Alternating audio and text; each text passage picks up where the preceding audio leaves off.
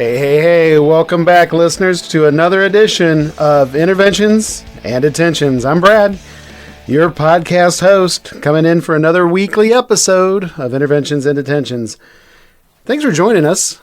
Thanks for joining me. I'm here solo today. I don't have a guest. Wanted to put out another episode, though, this week, and we're going to call this episode 2.5, Season 2, Episode 5, Why Good Teachers Leave. Sitting around thinking about a topic to talk about that I could kind of talk about on my own to my listeners. I know you're not all educators. You probably come from different walks of life, but I'm an educator. And one thing that, really is on my mind lately, and it's been happening for years now, but why do we see good teachers leaving the world and profession of education? Why are so many good teachers leaving? What does that mean for the rest of us? And I'll tell you lots of little scenarios and things that I can relate to when it comes to this topic. Just trying to find people to teach is really hard these days. There's not as many college students going into education. A lot of people are coming from outside sector into education, but not that many. And here's, I'm going to set the tone for the episode right away. According to the National Educators Association, NEA, 44% of teachers leave the profession within the first 5 years. I've seen this firsthand. Young teachers burn out before they get past year 5. Maybe people coming into the world of education, just finding out it's not what it's cracked up to be. A couple weeks ago, Seth Carter, I'm going to refer to him another time in this episode later on, did a year of teaching from the private sector. He's an entrepreneur, came into education for a year and then left. Now, I wouldn't say he was burnt out. I don't think he didn't enjoy it, but he had some other opportunities and took the reins and went. But he's not alone in that venture. 44% of teachers leave within 5 years. That's crazy. How many other professions do we see that high of a turnover rate? Probably not very many. So we're going to talk about that today, and we're going to just see, it's not just the stats. It's about your reflections and, ideas that you have as well. I'm going to share my reflections and stories and give you my 2 cents, I guess, when it comes to thinking about what is causing the turnover in education and why we're losing good teachers. There's lots of different factors, and I'm going to throw some stats at you today. So think about this one, the reality of teacher attrition. Let's start with a stat. Teacher turnover, 16 to 17% annually, which is double the overall workforce average of turnover of 9%. This comes from the Learning Policy Institute in 2022. So it's not real recent. I'm wondering how that compares to 2025. But again, annually, 16 to 17% of our teachers leave the profession. There's a turnover rate of 16 to 17%. Overall, in the workforce, only 9% turnover. What's happening? And it's not just new teachers. Experienced teachers are leaving too. Why is it? What's happening? Let's compare that to nurses. I'll pick nursing because Sherry, my wife's a nurse. We talk about this a lot. A little bit higher turnover rate in the nursing profession, which doesn't surprise me. 27% annually turnover rate for nursing. This comes from the NSI Nursing Solutions Institute. Probably high stress would factor into that. I feel like educators have high stress rates too. It's different stress, obviously, than nursing. I don't want to even compare it. 2 different things. But I think stress definitely is probably a number 1 factor in any profession when it comes to talking about turnover and leaving to look for something new. So let's start at the beginning and be reflective for a minute on my part. What made me want to become an educator in the first place? If there's such a high turnover, and I would say when I started, the turnover rate was not what it is now, but why did I go into education? Well, I'll be upfront and honest. I actually went into business first, and I think I've mentioned this before. I started out as a business major at Indiana University in Fort Wayne. My dad was in insurance for years. Later on, went into real estate. My brother had graduated from Indiana University, Fort Wayne as an accountant. I thought that's what I was going to do. It's like, hey, let's be a businessman. And when I started out, I got into my second year of classes. I had a stat class, a business stat class that I failed. And that was just the beginning courses. And I thought, if I can't handle a business stat class, there's no way I'm going to graduate with a business degree. And so then it got real fast. It's like, what are we going to do here? What are you going to just go get a job, out in the public? Are you going to finish a degree? Are you going to try to keep going with business and see how that goes? Maybe it'll turn around. Very lost and confused for a little bit there. Well, during that same time, my dad had kind of talked me into substitute teaching. He's like, hey, you've got some days where you don't have classes. Why don't you go out, make a little extra money, use your time wisely. It's a good part-time job. Try it. I went into a fourth grade classroom at Topeka Elementary, Westview School Corporation, half day, fourth grade on a Friday. That would be a tough gig for, normally. I walked away loving it. And I can remember the drive home. It was probably about 10 or 15 minutes from where I lived at the time.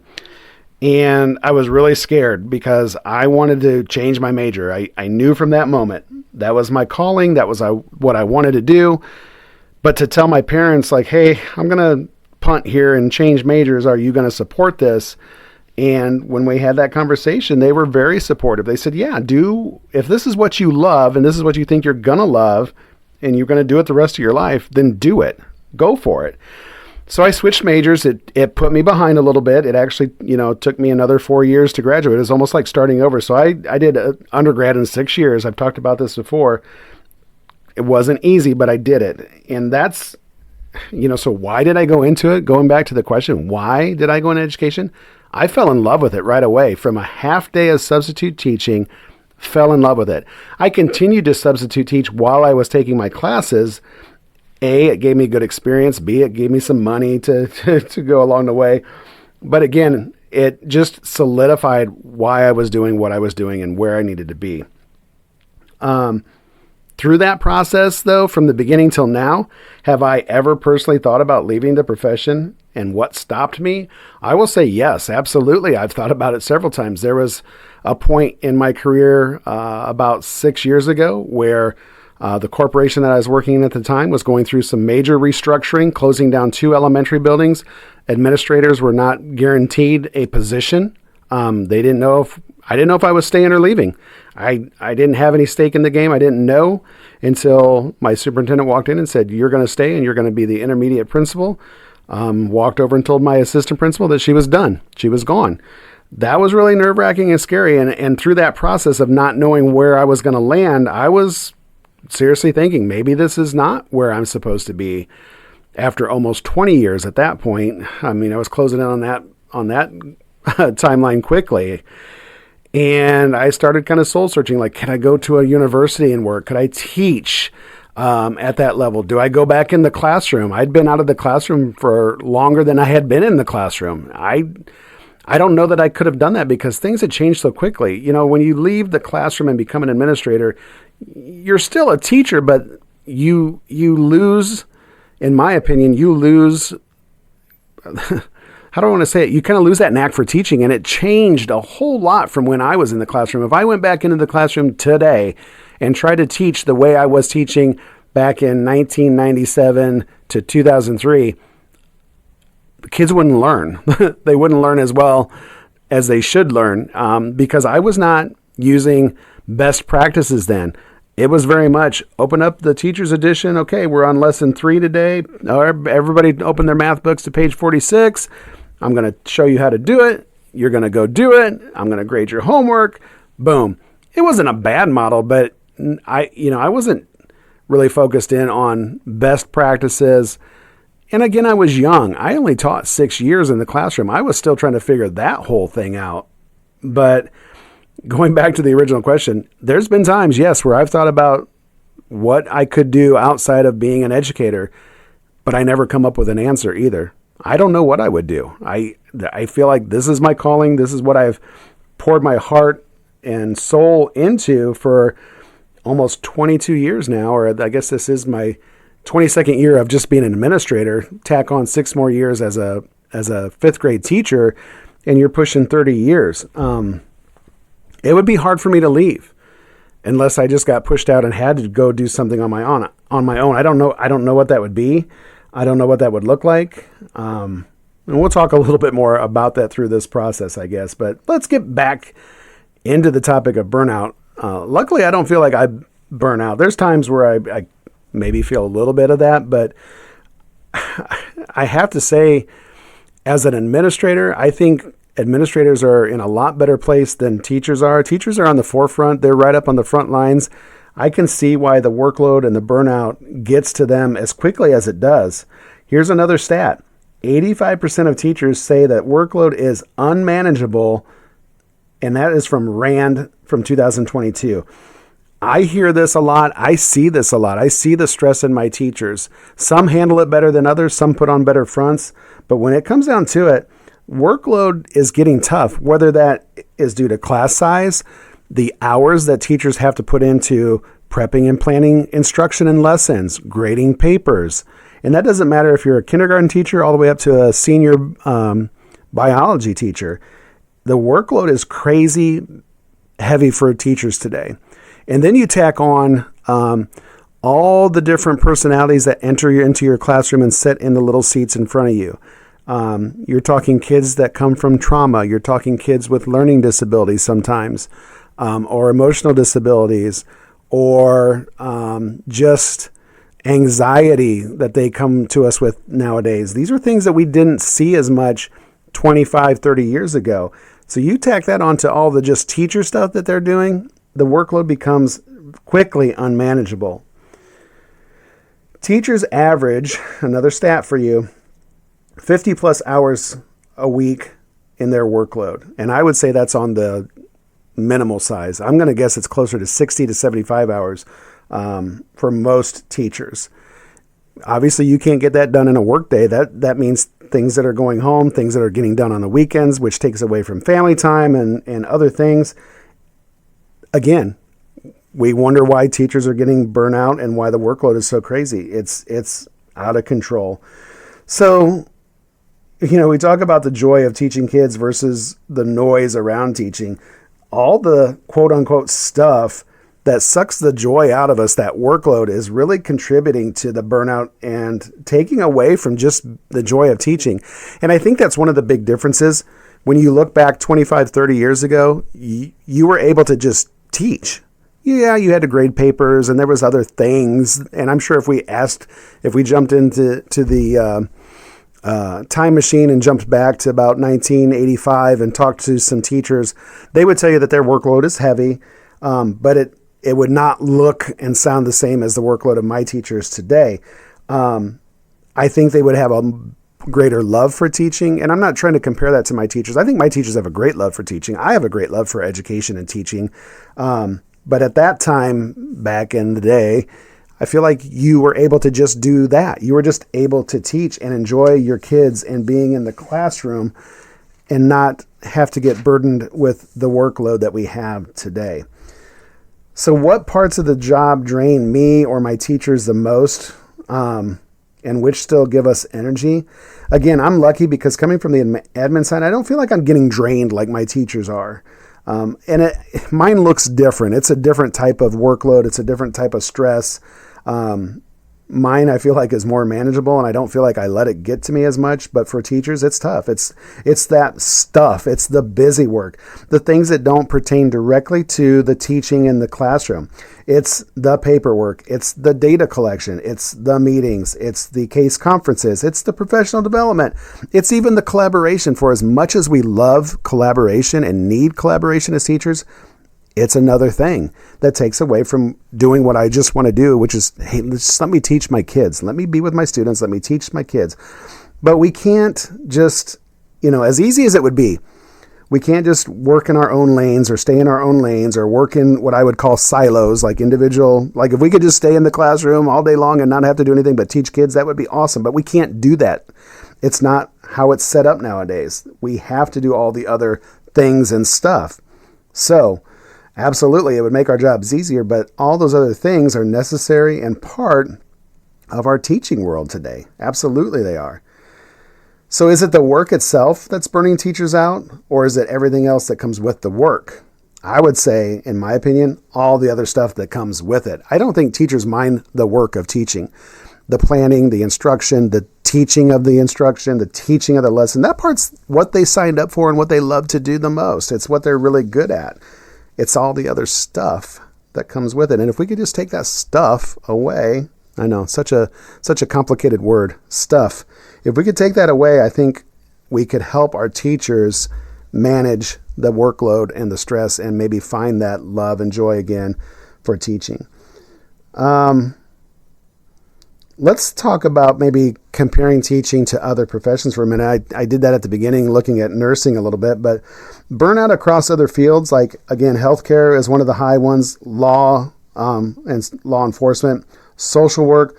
Those professions, according to the Mayo Clinic in 2023, all have a burnout rate of over 50%. And think about those people. Healthcare, huge need for healthcare, obviously. Law and law enforcement, huge need. Social workers, huge need. But yet they have the highest burnout rate in compared to other professions. So how do we get along? How do we help these people? It's not just educators, obviously, that are burning out. It's some of the people in the most needed professions are struggling the most. So what makes teaching unique?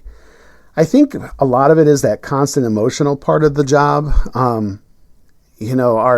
We get so tied to our kids, just like nurses get tied to their patients. We feel that the love of the labor, the responsibility to teach these kids, and they're ours for 36 weeks, 180 days. They're our kids. They're ours. And we feel that sense of love, responsibility to teach these kids, and it puts a lot of pressure.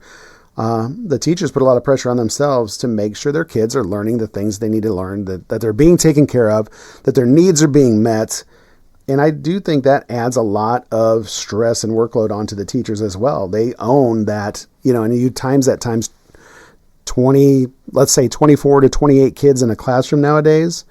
That's a lot. It's a lot. So, longevity of teachers, like what this whole episode is about, is the lack of longevity. I feel like longevity for teachers nowadays is less celebrated, unfortunately. Like we still honor years of service and things like that. But what impact or incentives is there, or that we can provide to help retain teachers? Obviously, wages and money is always number one in my book. I don't feel like anybody makes enough money from what they should. Cost of living is up, but our wages don't get up. But again, that's the first thing that anybody can do to attract, incentivize, and keep good workers, is to pay them what they deserve. Just honoring them for, hey, you've been here for 20 years, good job. Yes, we love that, and the recognition is great, but it does it keep us here? I don't know. And again, the days of having somebody teach for 30 years in the same classroom, or even the same building, or even the same corporation, I don't know that that's a thing anymore. You're looking at 5 years, 6 years, and then they're either leaving, they're going to other corporations because they can jump up on pay scales a lot of times that way, and they have to play the game. And that's what's scary, because it takes away from consistency to our schools and our classrooms and our kids. And honestly, I feel like that's probably one of the big reasons why schools struggle as much as they do. You get a good teacher, and then boom, they're gone on to something different or somewhere new. And then they're there for 5 or 6 years, and boom, they're on to something else, or they jump to administration or whatever. I mean, it's this constant turnover cycle. How are we going to get any better when we're starting all over again? It makes it so difficult. So everyone has work-related stress. We talked about that. That's a given. How is teacher stress different from the stress of people that I know in other professions and other jobs? It's not. I mean, I think we all agree stress is stress, but what contributes to that stress looks a little different from time to time, and job to job, and profession to profession. The stress usually comes from things that, like we talked about, don't really pertain to my main job or what my duties are. It's all that extra junk and stuff that doesn't directly relate to what I need to do every day to earn my paycheck. So I wonder, do other professions celebrate longevity the same way we used to in teaching, or we still do in teaching? I feel like we've gotten away from this to some extent. We celebrate years of service, like I said, but what else could we do to not only celebrate but incentivize teaching? Well, like I said, money would be great. I don't know. I just feel like there's some things that we need to maybe come to the table and be like, okay, what can we do? If we can't do more money or higher wages, which is what a lot of schools are struggling with right now, thanks to some mandates across the state and other legislation type things, what can we do to keep our teachers around? Maybe what can we take off their plate? What kind of things can we make it easier for them in the classroom or just day to day? How can we help support those teachers? That's a tough question because, again, limited resources means limited outcomes. What parts of the job drain me the most? Well, we talked about that already. I'm not going to go back over that one again, but again, I'm lucky because I don't feel like I get drained like my teachers do. They're the ones that are doing the hard work, in my opinion. I'm just here to support them. What are some of the things that make teaching today harder than it was, say, 30 years ago? Well, some of the immediate things, like I just said, we have less resources, which means sometimes less staff. So that contributes right away to larger class sizes. We have some classroom sizes this year of 28 kids, and that's in kindergarten. Now, we've also put extra adults in there. We've hired paraprofessionals to lower the ratio of students to adults, but that's, it's not the best solution, but it's a solution and a strategy that helps. It's a lot better than just having the teacher 1 on 28. So again, large class size makes the job feel harder. Again, more complex student needs. We talked about that. Students that come from trauma, learning disabilities, developmental delays, parent and community pressures. All those things contribute to making the job feel harder. And just, I think, an overall decline for respect for teachers in our culture. That's according to the Gallup poll of 2022, just noticing that the respect that John Q. Public and our communities have for teachers nowadays, a lot of times they're more about trying to get the teacher or say it's your fault that my son's not learning or that there was a behavior problem today versus supporting them and just giving them the respect that they want and deserve. That totally makes the job feel a lot harder than it did years ago. And then obviously politics, cultural wars, things like that. There's a lot more of that stuff that's being brought into the school by both students, parents, community, and even our own teachers sometimes bring that stuff with them that we didn't have 30 years ago. So those all contribute to making it harder to do what we need to do every single day. So why is it more common for teachers to stay in that same grade level or same school for 30 years? Why is it?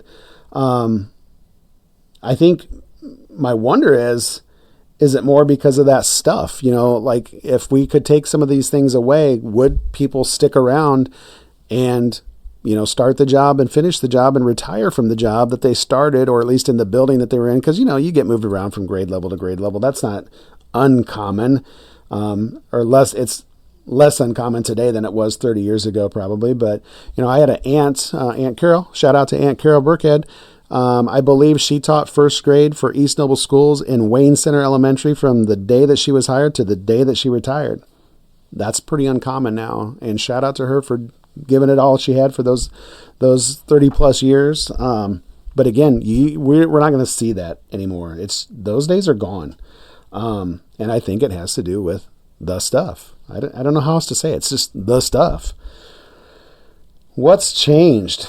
Is it the job? Is it the students, the parents, society as a whole? I'd say yes to all those. And it's going to continue to change. That's inevitable. That's, it's ongoing. It's evolving. All those things are going to always change. And we have to roll with those changes and try to figure out how we can adapt to it. But would I even want to stay in this role for 30 years total? Yeah, for me, because I'm close enough to the end. I was doing the math today. I'm only 8 years away from 30 years as a principal. I think that's right. I'm in year 22. So, I'm closing in fast on retirement. It seems like it's a far way away. And if you ask my financial advisor, he's telling me, yeah, Brad, you got a ways to go. But really not. I'm closer to the end than I was the beginning. So would I want to stay? Yeah, because like I said, what else would I do at this point? And I just can't answer that question because I don't know. I don't know what I would do. Probably sit at home and, I don't know, drive driver's ed and bus, I guess, because those are the only two skills I have at the moment other than being a principal and an educator. I don't know. It's just such a tough question. how do you work around that? So I guess maybe, are there solutions? Like I said, we can try to take things off a teacher's plate. That's just one small thing. But what are some retention strategies that are out there? Well, I do think schools and school corporations can look at things like providing new teachers with mentorships, hooking them up with teachers that are experienced, that have been around for a while, and can help support them and make some of that stuff a little more manageable, make workloads more manageable, give them true collaboration. Even though we said that sometimes the collaboration can take up your time, it's still something that teachers need, whether they want to admit it or not. And I need that as an administrator. I reach out collaboratively to my peers in my area. We meet monthly with area elementary principals just so we can have time to sit and talk and debrief about the things that are going on in our buildings and how to handle certain things. And it's amazing what we can learn from one another and how we support one another. Obviously, competitive pay, compensation, number one, needs to be better. Professional development is always a good thing. And just giving teachers leadership opportunities. Even though they don't want this all the time, we have some great emerging leaders, some that really need to be thinking about making that jump to administration because of how good they are. And we need to keep growing those people and urging them to stick it out. Here's another stat for you. This is from LPI 2016. Schools with induction and mentorship programs reduce turnover by 50%. How cool is that? So right there alone is a fact that if we can give good mentorship programs, good onboarding, we can keep people from leaving the profession by up to 50%. That's awesome. We need to continue to focus on those kind of strategies to help retain good teachers. Culture and leadership matter more than the programs, and I will say that till the day I die too. Culture and leadership matter more than programs. A teacher is going to stick around because of the culture and because of leadership way over any kind of curriculum or program that's happening in the building. So that's really important too. And again, wages, you got to make the money. You want to make good money. You got to, if you want to support families these days. So what's one small thing a leader can do to make teachers feel more supported? Well, what I try to do for my teachers is just be there for them. I try to check in with them throughout the day. At the end of the week, I do a week ahead communication. And for the last year or so, I've been putting out a little weekly check-in survey. It's not mandatory.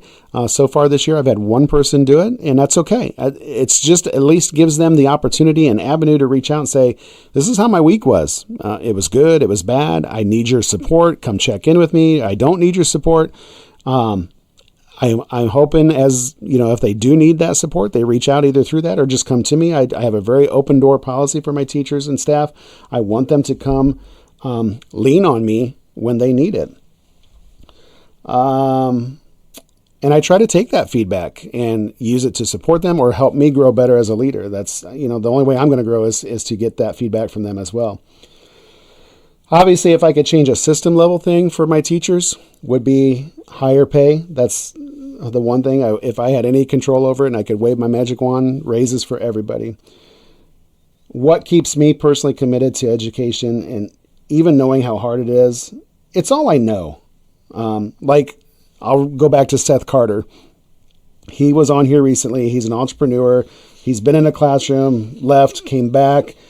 And one thing he said, though, that does make me think, like if I do ever decide to leave, he said educators are so successful when they go out into what I'll call the private sector or real world outside of education. Their training, their work ethic really equips them to be great at other professions. So there is hope if you want to leave education. A lot of people will hire you quickly knowing that you come from that area because you have leadership skills, you have strong work ethic, and they want to hire you. So I'm not promoting that, but I'm just saying, there's no lost hope, I guess. So, excuse me. Wow. Let's end on a light note. Let's jump into some rapid fire questions for Brad here. This has been kind of a heavy topic, not a real uplifting topic, but again, one that I felt it is important and I wanted to just weigh in on today and give you some of my thoughts and ideas about teacher burnout. So Here's the rapid fire question number 1. Brad, what's the strangest place you've ever graded papers? I'd have to say bathroom. I'm pretty sure that I can remember, trying to maximize time and efforts and would grade papers while doing certain things in the bathroom. We won't go into any more detail than that, but probably the strangest place that I've graded papers before. If I could ban one phrase I've heard in education meetings, what would it be? This one. I used to love it and I loathe it now, but the phrase, it is what it is. What does that even mean? What is it? And it is what it is. I don't get it. I understand why people say it, I guess, like, hey, it is what it is. You got to just deal with it or whatever. But then when you really kind of break that phrase down, it's like, what does that mean exactly? It makes no sense to me. So don't come at me with it is what it is, even though I do catch myself saying it once in a while. My go-to snack or drink after a long school day, something crunchy or sweet. Lately, chocolate animal crackers, the bomb, so good. Don't eat them later in the evening next to your wife who has a huge problem with mouth noises. Just going to leave that there. Sorry, Sherry Taggart. Love you to death. What classroom gadget or tool from the 90s or 2000s do you secretly miss? I got to tell you, love the chalkboard. Loved it when I went to the teacher store and bought my little aluminum chalk holder so you didn't get your hands all chalky. Loved that thing. Loved my chalkboard and overhead projectors. Now, I will say, being a left-handed dude and writing on an overhead projector was a mess. I come home every day with ink on my left hand, but that was techie back in the day, man. Look at this. I can write on this and it shows up on the screen that I had to pull down. How about that? Pretty cool gadgets for the 90s and 2000s. Which is harder, getting a kindergartner to line up or a senior to turn in homework? Well, I haven't really had to deal with seniors other than my own kids, and I know that can be difficult, but I'm going to tell you all day long, getting a kindergartner to line up and stay in line all day, harder than anything else in the world that you've ever had to do. If you don't believe me, come on in. We'll go down to kindergarten with 28 students in the classroom in 2 of our sections, and we'll put you to work. If teaching had exit interviews like other jobs, and they actually do, what would mine sound like? This was a tough question. I think I would just leave it at this. I came, I saw, I conquered. Boom. Drop the mic and walk out into the sunset. All right, guys, we're pushing 32 minutes. Let's wrap this up. Turnover's high, but there are solutions that exist. Here's your personal takeaway. Teaching is tough, but the why is still worth it. And I love our teachers, and I love all teachers out there that are putting in the hard work every single day to teach our kids. Because if we didn't do it, who would? So thank you, educators, administrators, everybody that's tied to it, paraprofessionals, custodians, nurses, cafeteria workers, secretaries. We can't do all the things that we do for kids without all of you. So thank you, thank you, thank you. Let's keep putting our why at the forefront.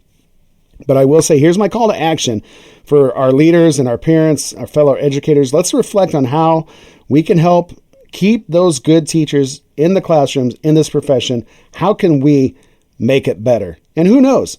I'm guessing maybe the reason I'm still here is that I haven't figured out how to say no yet. Last week's episode, check it out. And with that, folks, let's tune up the radio, the music. Let's have you tune in again next week as we come back with another episode of Interventions and Detentions. Keep joining us. Keep chiming in. Check us out on social media. Leave me some thoughts and feedback, maybe some ideas of episodes and topics you want covered. Keep tuning in to Interventions and Detentions, where the real learning begins. See you next time.